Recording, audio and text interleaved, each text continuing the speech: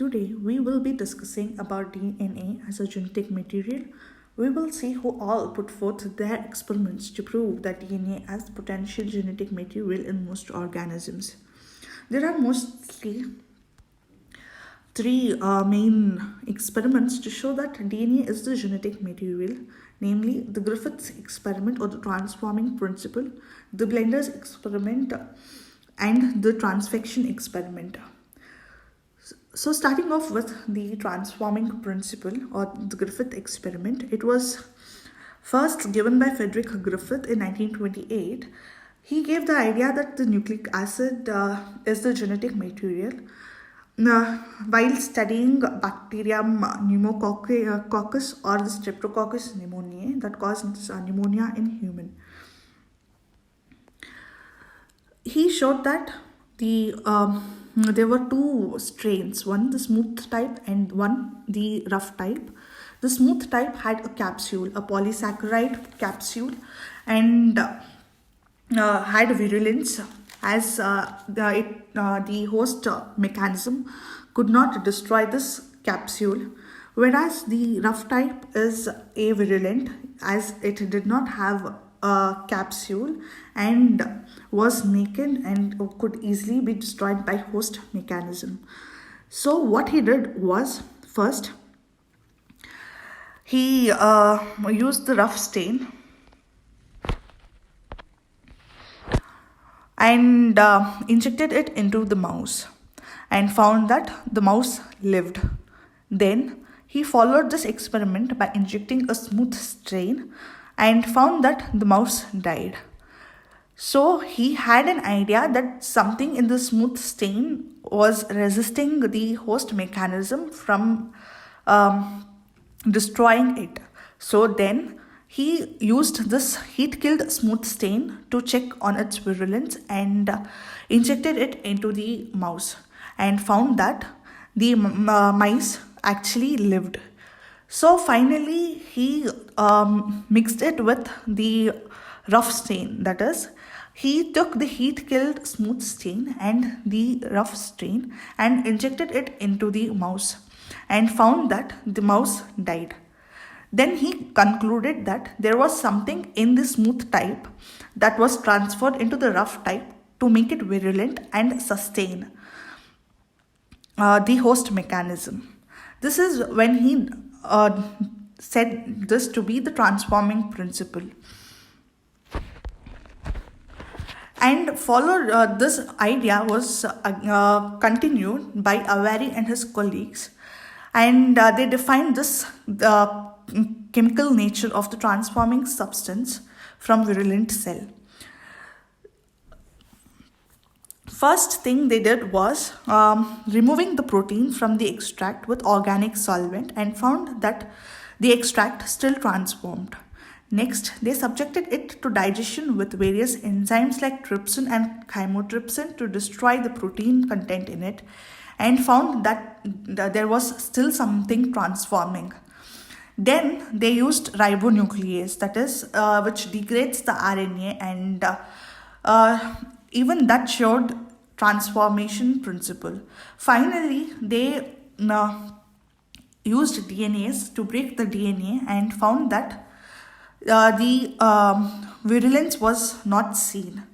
So hence they proved that it was DNA that was the reason behind the virulence, and DNA was the one that was affecting the genetic material. Then this result suggested that the transforming principle here was DNA. Then, followed by Avary, McCarthy and McLeod, they further used these analytical tools to prove that DNA was the genetic material. They used 4 analytical tools. They used ultracentrifugation. Here they spun the transforming substance in an ultracentrifuge to estimate its size, suggesting the high molecular weight. That was just a characteristic of the DNA and proved that DNA was a genetic material. Then they used electrophoresis technique, where they placed the transforming substance in the electric field and saw the rigidity of its movement. It had high mobility and showed that it was DNA, and this was due to its high charge to mass ratio. Then they used ultraviolet absorption spectroscopy, where this transforming substance was placed in the spectrophotometer, and the absorption of ultraviolet light was absorbed.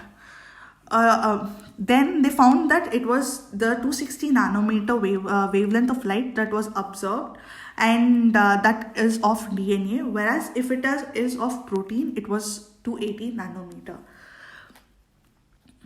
Then they did the elementary chemical analysis, and they found that the average nitrogen phosphorus ratio was 1.67, which is of that of DNA. And for protein, it is usually the concentration of nitrogen is much higher than that of phosphorus. That is how they concluded that DNA was the genetic material. The blender experiment.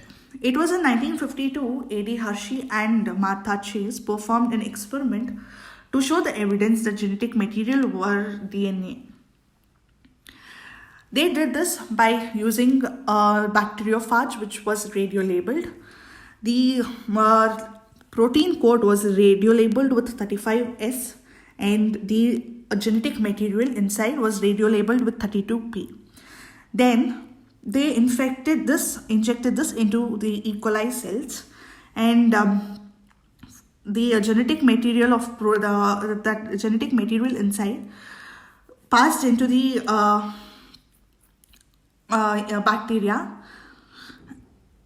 They infected into bacteria and were agitated into a blender.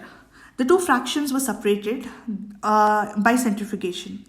The DNA is observed in the bacteria, and the protein coat was seen to be left behind outside the bacteria, that is the E. coli cell.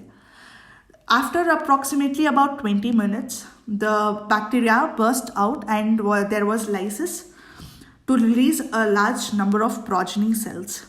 The progeny phage particles produced by the infection contained approximately 30% of the original 32P label. The progeny received very little or less than 1% of protein contained in the original phage population. Therefore, this directly showed that the DNA is a genetic material. The phage reproduced using the machinery of an infected host cell to manufacture more copies of itself. Then, transfection experiment. It showed that DNA is a genetic material by using TK genes. The DNA is added to the population of single eukaryotic cell growing in the culture, and the nucleic acid enters the cell and results in the production of new proteins. The purified DNA is incorporated, leads to production of particular protein. So here TK genes were used, as TK genes are very important for the synthesis of thymidine kinase. The absence of these cells would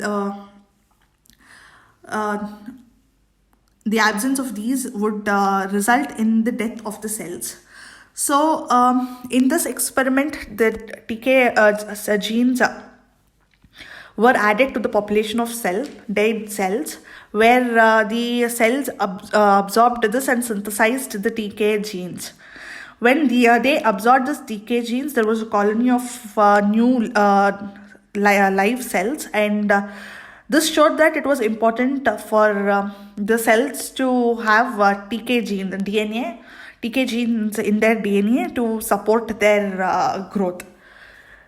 This showed that it was always the DNA that was as a genetic material in most of the organisms.